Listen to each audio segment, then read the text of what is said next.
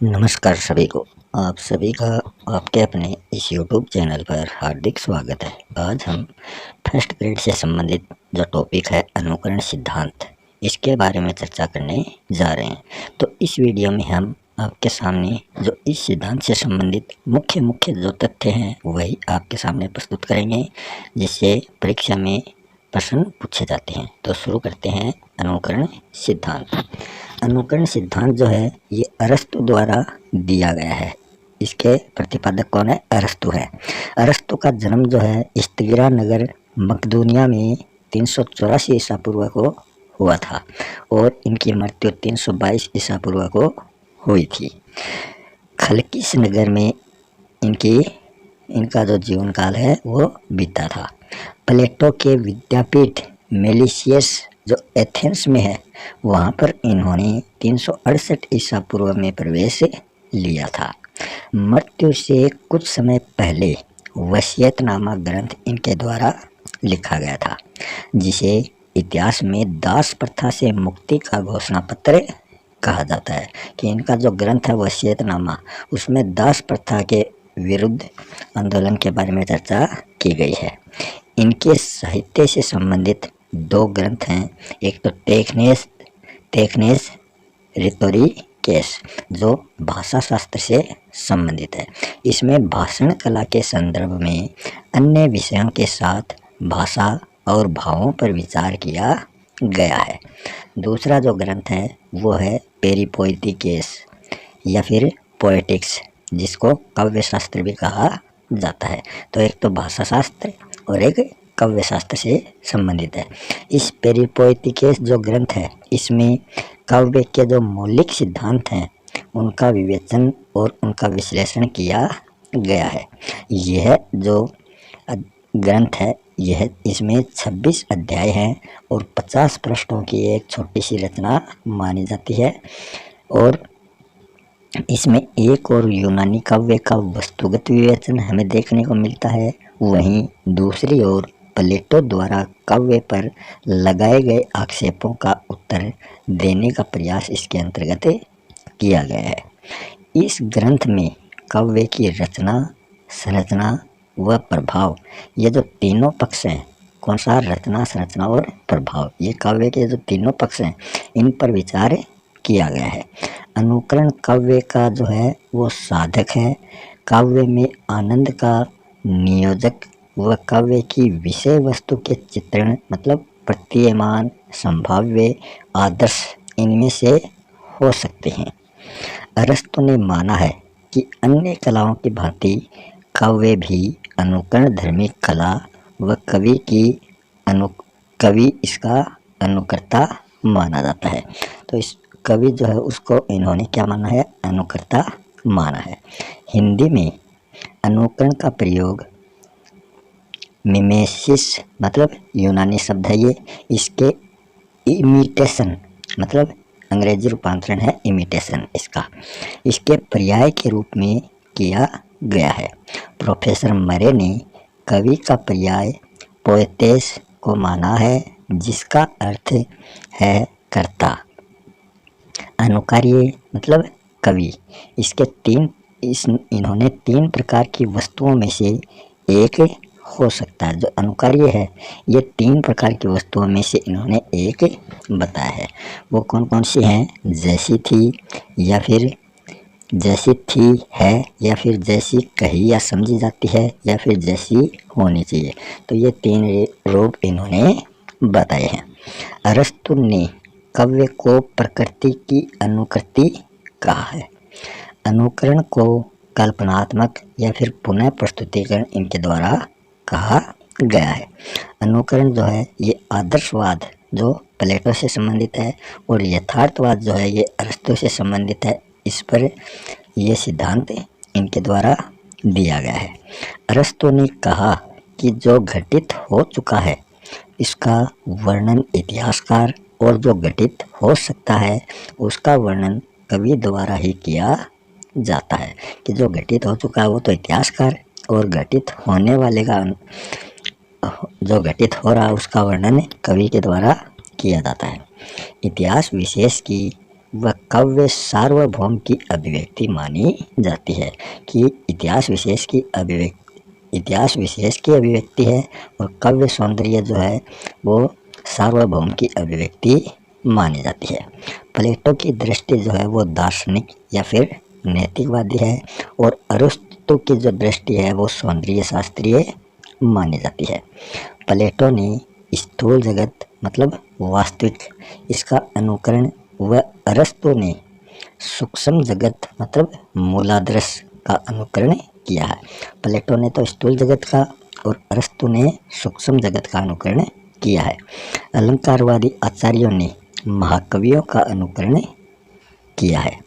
Aristo के अनुकरण शब्द की व्याख्या इतिहास क्रम में 3 दृष्टियों में हमें देखने को मिलती है। उसमें जो पहली दृष्टि है वह है नव्य क्लासिकी व्याख्या। इसमें बताया है कि इसका जो समय है वो है 17वीं 18वीं शताब्दी। वह प्रेरक जो है इसके वो है होरेस। इसमें बताया गया है कि काव्य प्रकृति की अनुकृति की व्याख्या करते हुए प्रकृति का अर्थ नियमों में बंधा जीवन और अनुकृति का जो अर्थ है वो यथावत प्रत्यंकन इनके द्वारा माना गया है। फादर क्लेटियन व सेंट थॉमस एक्वाइन्स ने भी इसमें अपना महत्वपूर्ण योगदान दिया है। यह व्याख्या वस्तु मतलब जैसी है के रूप तक ही सीमित रही है। वस्तु के यथावत प्रत्यंकन का तात्पर्य रचना के वस्तुनिष्ठ आधार के महत्व की स्वीकृति से अधिक कुछ भी नहीं है। दूसरा है रोमांटिक व्याख्या। इसमें बुच्चर ने अरिस्टो के कथन की जो कवि अनुकर्ता है उसकी आलोचना करके कहा है कि कवि तो ईश्वर की तरह काव्य का निर्माता मतलब काव्य को जगत माना है तो काव्य का निर्माता है और स्वयं उसका करता है। इन्होंने अनुकरण का अर्थ बताया है सादृश्य विधान या फिर मूल का पुनरुत्पादन करना। कलाकृति वैसी नहीं होती जैसी वह वरन वह जैसी थी कि वह इंद्रियों को प्रतीत हो ऐसी वो नहीं है। कला की संवेदना तत्वग्राहिणी बुद्धि के प्रति नहीं वरन भावुकता व मन की मूर्ति विधायनी शक्ति के प्रति होती है। तो ये इसके 2 दृष्टि तो हमने देख ली। इसके बाद में हम अध्ययन करने जा रहे हैं इसी के आगे। डॉक्टर नगेंद्र ने अरिस्टो के मत की रोमांटिक व्याख्याओं को प्रस्तुत किया है जो इस प्रकार है नीचे दी गई है। गिलबर्ट मरे ने पोएटेस के व्युत्पत्तिपरक अर्थकर्ता के आधार पर अनुकरण का अर्थ रचना माना है। एटकिंस ने अनुकरण को सृजनात्मक दर्शन की क्रिया या फिर पुनः सर्जन को स्वीकार किया है। स्कॉट जेम्स के अनुसार अरिस्टो ने काव्य शास्त्र में अनुकरण से अभिप्राय माना है साहित्य में जीवन का वस्तुपरक अंकन, जिसे हम अपनी भाषा में जीवन का कलात्मक पुनर्निर्माण कह सकते हैं। नगेंद्र ने बल दिया है कि अरिस्टो जब कला को प्रकृति की अनुकृति कहते हैं तो प्रकृति से उनका तात्पर्य जो है वो जीवन के आंतरिक एवं बाह्य रूप से माना जाता है। डॉक्टर नगेंद्र ने बुच्चर के आधार पर अरिस्टो की अनुकरण संबंधी मान्यता के 4 चरण जो हैं वो बताए हैं। 4 चरण कौन कौन से हैं वो हम नीचे देखने वाले हैं। पहला चरण है कला जो है वो मूल वस्तु का पुनरुत्पादन होती है। दूसरा है यह पुनरुत्पादन वस्तु के प्रतीयमान रूप का होता है, अर्थात कलाकृति मनोगत बिंब का प्रतिफल मानी जाती है। तीसरा है कलाकृति में मानव जीवन के सामान्य पक्ष का अनुकरण होता है न कि विशेष पक्ष का। कलाकृति जो है वो मानव जीवन का आदर्श करते प्रतिरूपण होती है। तो ये 4 चरण हमने देख लिए हैं। अब इसका जो तीसरा प्रकार था वो है नव्य अरिस्टोवादी या फिर संरचनावादी या फिर इसको रूपवादी भी कहा जाता है। तो इसकी व्याख्या हम देखने जा रहे हैं। 20वीं शताब्दी के आलोचकों ने कलाकृति की स्वायत्त सत्ता की वकालत की है। इनमें आर.एस. क्रेन व हार्वे डी गोल्डस्टीन की मान्यता है कि अनुकरण से अरस्तु का अभिप्राय वस्तुओं का अनुकरण नहीं होता है। वस्तुओं के निर्माण की मूलवर्ती जो है वो प्रक्रिया के अनुकरण के द्वारा ही होती है। अरस्तु की धारणा को एडलर ओल्सन के आधार पर निष्कर्ष के रूप में प्रस्तुत नीचे किया गया है। वो क्या है कि उन्होंने क्या बताया है कि अरस्तु द्वारा प्रयुक्त शब्द अनुकरण और उससे उत्पन्न अभिव्यक्तियों में किसी प्रकार की स्पष्टता देखने को नहीं मिलती। इन्होंने बताया है अनुकरण का अर्थ कि समान व्यवहार या फिर समान निर्माण ही अनुकरण है। नाटकीय पद्धति समाख्यान पद्धति से अधिक अनुकरणात्मक मानी जाती है। तो ये इनके द्वारा बताया गया है। फिर इसके नीचे हम देखते हैं कि विशेष का अनुकरण जो है वो नकल, किंतु त्रासदी या कामदी में सार्वभौम का जो अनुकरण होता है वो विशेष का नहीं होता। काव्यात्मक अनुकरण जो है वो सार्वभौम में समानता के अंतर्गत आवश्यकता व संभावितता इसके अंतर्गत निहित रहती है। समानता की पहचान के अंतर्भूत आनंद को हम उपमा व रूपक से होने वाले आनंद के आधार पर व्याख्यायित करते हैं। जिस तरह हर अनुकरण कला नहीं होती, उसी प्रकार हर कला जो है वो अनुकरण नहीं होती। फिर है अनुकरण सिद्धांत के प्रमुख दोष। हमने जो ये सिद्धांत पढ़ा है इसमें कौन कौन सी कमियां हैं वो हम आगे देखने जा रहे हैं।